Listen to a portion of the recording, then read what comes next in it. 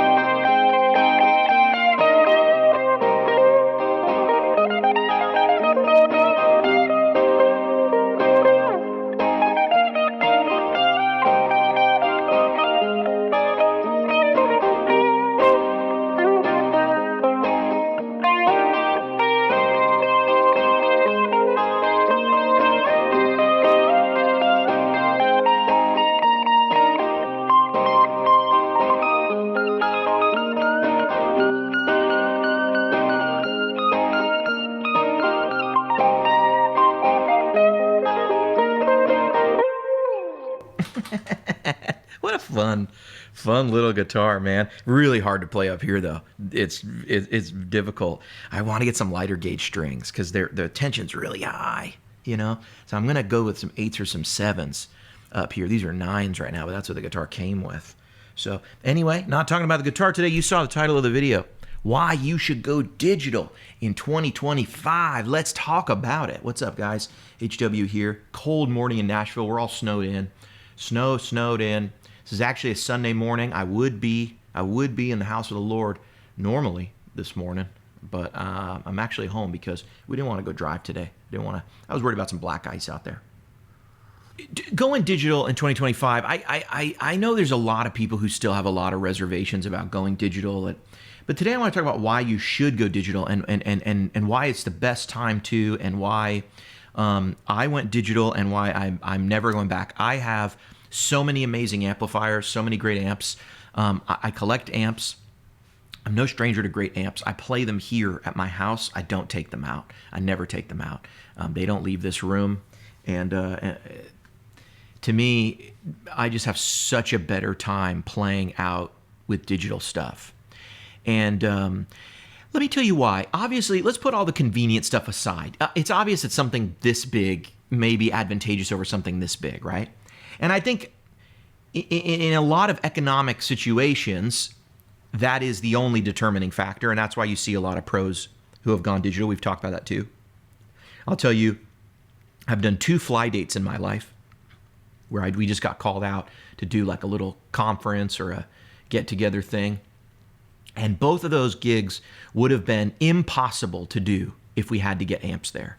And even on one of those gigs, it was like fly in, play 3 times, fly out. And even one of those there was a backline available because it was at the Hard Rock. And I said, I don't even need the amp, but if you want to bring something, like if the backline's provided, just give me an old AC30, right? And they gave me a new AC30, and that was fine. And I didn't even really use it. I plugged in just to have a little stage volume with me because it was the Hard Rock. Why not? But we didn't need that. And the place we had played the night before had nothing available. So it was just me plugging into the Kemper using in-ears. And that is a gig where I took my Kemper, I put it in my suitcase. We didn't have the Kemper stage yet. It was the head Kemper with a floorboard. Put it in my suitcase and then put all the clothes around it to protect it. And I brought it and I just checked that bag and it was fine. And we carried on our guitars, talked to, how it is when you're a musician getting on an airplane. Hi, can I bring this? Is there a suit closet in the front we can put it in to protect them? And they're usually pretty accommodating. But we did that. And what was my backup? Well, I had a backpack that I carried on that had an HX Stomp and just enough cables for the gig, so that if they lost my luggage, boom, I had my backup right there. We were ready, man. You know what I mean? We were ready. And so that was even a gig where we had a cello player. The cello player had to go rent a cello in that location. So she had way more logistic work to do than me. But that was a situation where if I had said, I can't do it, I got to bring my amp, I can't go, I can't travel, we can't make it work, it would have been someone else would have gone, or it would have been just not possible to do. But let's put all that aside. This is, I really think, the real value of digital, and I think people miss this. I think digital sounds better live. Whoa. HW, they're typing in the comments right now. They're typing in the comments. There's a change.org petition to have me removed from YouTube for this amp heresy. No. I think digital actually sounds better in a live environment, and I'm going to tell you why. Because I think digital gives me far more control over my sound. The very first time I ran into a guy playing a Kemper or a digital unit, it was a Kemper at the time, but the very first time I played with another guy and thought he sounded better than me, I immediately went and investigated his rig and I was hooked. Showed up at this church, didn't really know these guys, was my first time playing at this place, and we were kind of checking out different places. And these guys were real tight. They played together every week, and I was filling in for one of them. And so I didn't really know these guys. They were all, you could tell, we hadn't even line checked yet. And they're, tuning the drums, everything. Everyone's like real business, serious. And I'm like, hey guys. And they're kind. They're like, hey man, how you doing? And they kind of know me. So I bring in my $2,000 Sir Bella, and I bring in my Strymon. My Strifecta, I had all three Strymons. I had a Klon. I had, maybe it was the J-Rocket. I don't think I had a real Klon yet. And I brought a King of Tone. I had a real King of Tone, and like a full drive. Dude, just all the boutique nonsense, right? And I still have that stuff. It's great. That stuff's great. Don't get me wrong. I had a Sir guitar and a Sir Bella. You guys, I probably had $6,000 worth of gear. $2,000 guitar, $2,000 amp, roughly $2,000 in pedals, right? The Strymons, $1,200 by themselves if they're all $400. That's what they were new. I come in with a $6,000 rig. I put it up, and I set it up, and I'm the only one on a amp because I realized the other guy. I don't notice what he has yet. But I go back. I'm the only. I put mine in the little booth cubby thing. Put the mic on it. Put the baffling door back in front of it because this place ran the mics off the stage in booths, silent stage. And I'm putting my in-ears, and I go back and I'm checking, and all of a sudden the tracks start, and I start hearing all these guitar, like some of these like ambient guitar parts, and I start thinking, oh, I'm new here. I don't want to tell anyone like what to do, but like we already have two guitar players.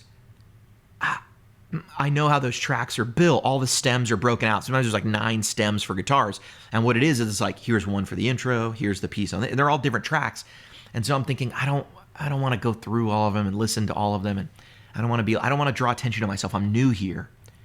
Hey, can you guys, I want to be like, can you guys just, I don't think we'll need any guitars in tracks. We have 2 guitar players, right? Those things can be great if you're missing an instrument or whatever.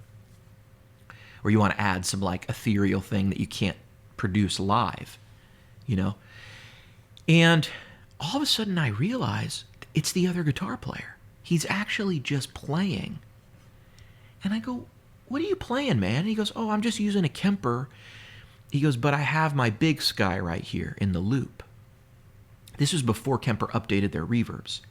And before I had the opportunity to ask Christoph Kemper, can you do me a favor? Can you just get a Big Sky and just copy all the sounds?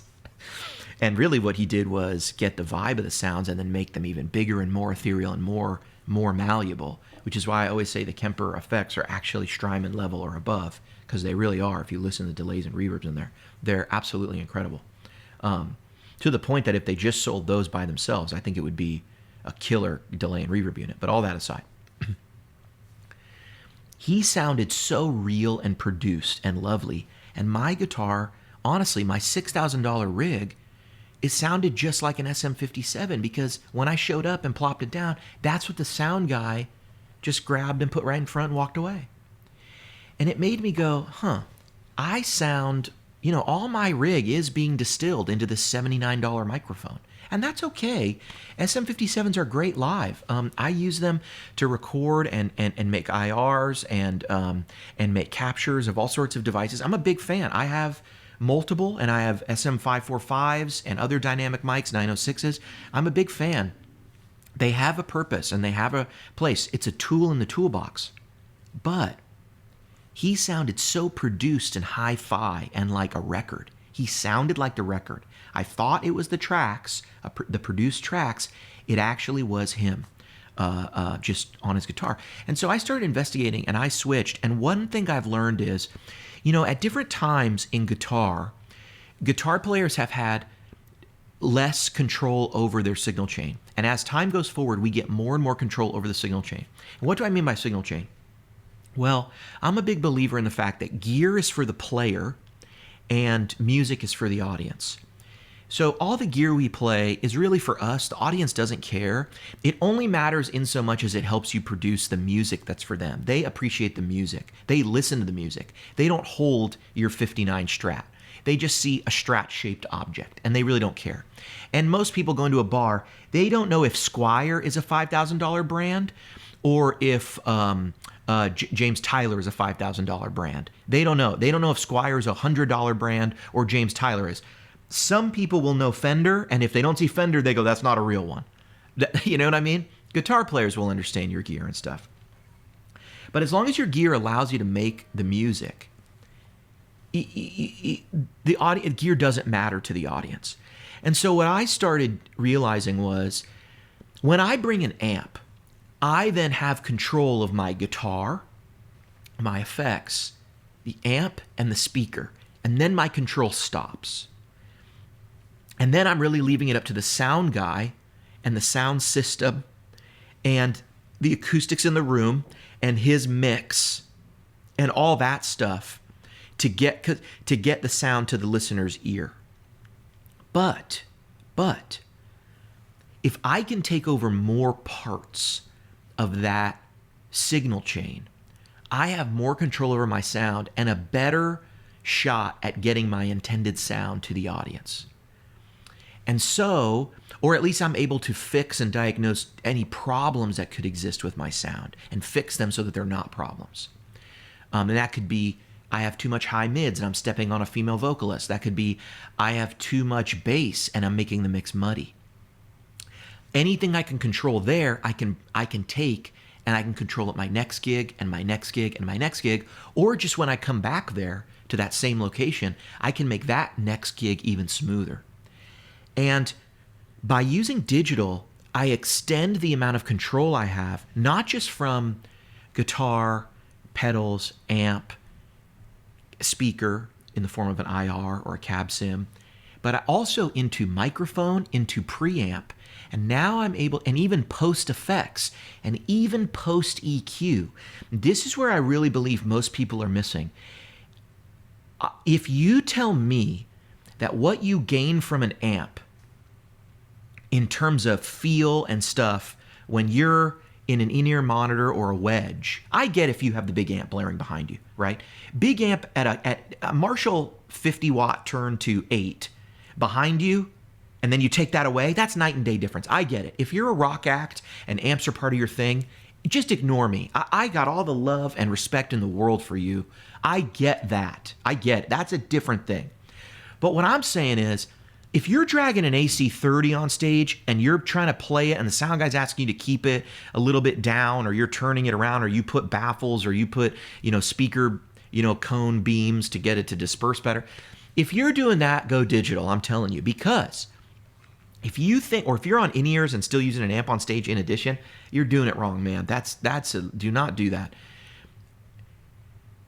If you think that what you gain by having a real amp versus like this facsimile of an amp or a capture of an amp is better than what you gain by having control of post EQ, being able to listen and go, having that sound guy go, it's a little ear fatiguey, or knowing that you can, boost 35K plus some level on your solo to really stick out versus not, or being able to go, hey, I can grab this other guitar and really dial in the sound, and I can switch to this amp and really, I can really tailor my high end and my low end. I can really tailor my mids. You have the power of an engineer in your digital unit in most cases, and to not use that is really silly in my opinion for someone who cares about their sound. Because I think at the end of the day, what modelers and digital is really promising. Let me say this succinctly. At the end of the day, what I can capture on a modeler in a studio with my ribbon mic and my dynamic mic and a little bit of, 1073 EQ, just kissing it like I like, and a little bit of like compression over here, maybe a little 1176, just kissing that signal.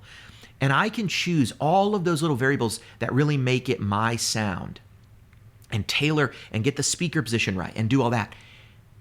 Modelers really give you the opportunity to say, take that perfect sound, capture it, and maybe you do lose 2%. But how much do you lose taking your $7,000 rig with your expensive amp and your guitar and your pedals and everything, and you plop that down, and the guy at the bar gives you a $79 SM57, doesn't even look at it, puts it right in the center of the cone and goes, go. Which is going to sound better? If you're saying the amp, you're not thinking about this critically. Now, I know that I'm saying that in one situation. I'm saying the guy at the bar, right? I'm giving you the example of the worst, or the guy at the bar who doesn't care. He's a drunk. But I've played at those bars. And the guy is usually getting $30 or $40 in drinks. He lives in the neighborhood, and he gets $40 and 2-3 beers to show up and mix for 4 hours. The guy's on his phone most of the time. You know what I mean? He's just hanging out. He doesn't have much to do. He's just making some extra money on the side. You might go, come on, they don't hire a sound guy for $40. They do. And that tells you how much he cares or whatever. What I've noticed, though, is a lot of times that sound guy is like a musician who sometimes plays at the club. And he's just doing that on the side to sort of make rent. And in today's day and age, he's like, well, I could be out driving Uber for 4 hours, or I could do this. This way, I get $40. It's warm inside. I don't have to waste my gas. I get a couple drinks. I mix these bands. I put in my earplugs, and I just hang out. I walked over here. I met 2 sound guys who were in that exact position. Musicians who were basically doing it for the free beers and the $40, and they lived walking distance from the club. Why not? It makes sense. And so I'm just back to the subject at hand here. The solutions out there are so good, but here's the thing. You got to just take a little bit of time to buy one and invest in it, or watch a bunch of videos. Like, I have hundreds and hundreds of videos on how to dial in your sound on different modelers on this channel. I've done most Kemper content, probably more Kemper content than anyone on this planet. I've done more videos about the Kemper, I believe. There's another guy named Thomas who works at Kemper. He may have done more than me. I'm not sure, because they're doing like a podcast thing about the Kemper and stuff. So I'm not sure total number of videos, but it's me or Thomas. It's me or Thomas at this point who's done the most videos on the Kemper in the world. So the knowledge is out there. You can look on this channel. And I'm going to be doing more. I've done stuff on QC. I've done stuff for Helix. I've done videos where I look at one of those platforms, but it applies to all modelers when it comes to EQ and compression and all these things. Modelers give you so much more control as a guitar player. And as a guitar player, and overall as a musician, control over your sound is just the most important thing, in my opinion, after the music itself. The music's got to be great. Your playing's got to be great. That's the number one focus, your playing and the instrument and the music. And after that is, how do I get this music to the listening ear, to the audience? I hope this has been helpful for some of you. I've been HW. Let me know in the comments, what do you think? Are you digital? Are you all amp? Are you both? Do you hate digital? Do you love digital? What do you think of some of the points that I made today? Sometimes I just think about stuff in the shower, and then I make videos about it. I've been HW.